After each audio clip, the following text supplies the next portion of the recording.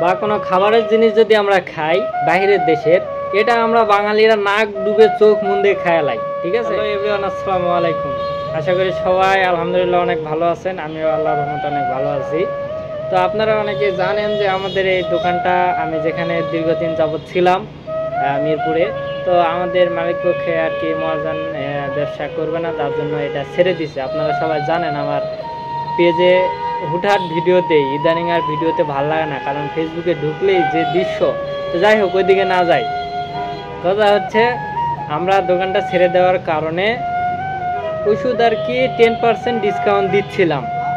তো এখনও দিচ্ছি, আসি আর 2-3 দিন, এই জন্য এখনও 10% ডিসকাউন্ট দিচ্ছি। তো বাংলাদেশের মানুষের, বাংলাদেশ যে এত পিছিয়ে তার একটা কারণ আমি বলে দেই। যেমন আমরা দোকানটা ছেড়ে দিচ্ছি দেখে আমরা মেডিসিনটা 10% ডিসকাউন্টে সেল দিচ্ছি, 100 টাকায় 10 টাকা ছাড়। সো এখন 100 টাকা যদি আমি 10 টাকায় ছাড় দিতে যাচ্ছি, তখন কাস্টমারের মনে চিন্তা আসতেছে যে ওষুধের কি মেয়াদ আছে না এক্সপায়ার না কি, এরকম একটা চিন্তা ভাবনা আমাদের বাংলাদেশি মানুষের। এখন কথা হচ্ছে যদি আমি ডিসকাউন্ট না দেই, 10%-এর জায়গায় যদি আমি ডিসকাউন্ট 5% দেই, এই জায়গায় কিন্তু কোনো কাস্টমার যায় না। কারণ কাস্টমার যেখানে 7%, 8% পায় ওখানে যায়। আবার ডিসকাউন্ট একবারে কম দিলে কাস্টমার আসবে না, আবার ডিসকাউন্ট বাড়ায় দিলে ওদের মনে চিন্তা চলে আসে যে ওষুধের মেয়াদ আছে কিনা বা ভালো কিনা, এরকম একটা চিন্তা ভাবনা আমাদের বাঙালির। সো আমরা যখন বাইরের দেশ থেকে কোনো ওষুধ বা কোনো খাবারের জিনিস যদি আমরা খাই বাইরের দেশের, এটা আমরা বাঙালিরা নাক ডুবে চোখ মুন্দে খায়ালাই। ঠিক আছে, যত সমস্যা আমার দেশীয় জিনিস যদি আমরা কিছু খাইতে যাই বা কিছু কিনতে যাই, তাহলে যত সন্দেহ ওটার ভিতর, আমাদের দেশের ভিতর।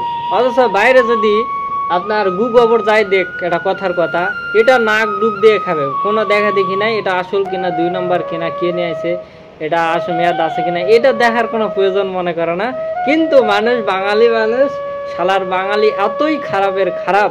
এই বাঙালি, বর্তমান বাঙালির এই অবস্থার একটাই কারণ, এটাই সবচেয়ে বড় কারণ। তো যাই হোক, সবাই ভালো থাকবেন। আমি মাঝে মধ্যে এরকম হুটহাটি একটা করে ভিডিও দিই, যেটা আমার মনে হয় যে না এটা দেওয়া দরকার, এজন্য এটা দিলাম। তাছাড়া আমার ফেসবুকে ভিডিও দেওয়ার কোনো মন মানসিকতা নাই, ইচ্ছা নাই। কারণ বর্তমান যে অবস্থা, হাই রে হাই, ফেসবুকে ঢুকেই যায় না, ফেসবুকে ভিডিও দিবেন কি। যাই হোক, সবাই ভালো থাকবেন, আল্লাহ হাফেজ।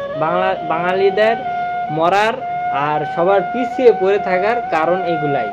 তারা মানে কি বলবো, কিছু বলার নাই, এখানে বললে কথা বেড়ে যাবে। যাই হোক, সবাই ভালো থাকবেন, সুস্থ থাকবেন আর দোয়া করবেন ইনশাল্লাহ।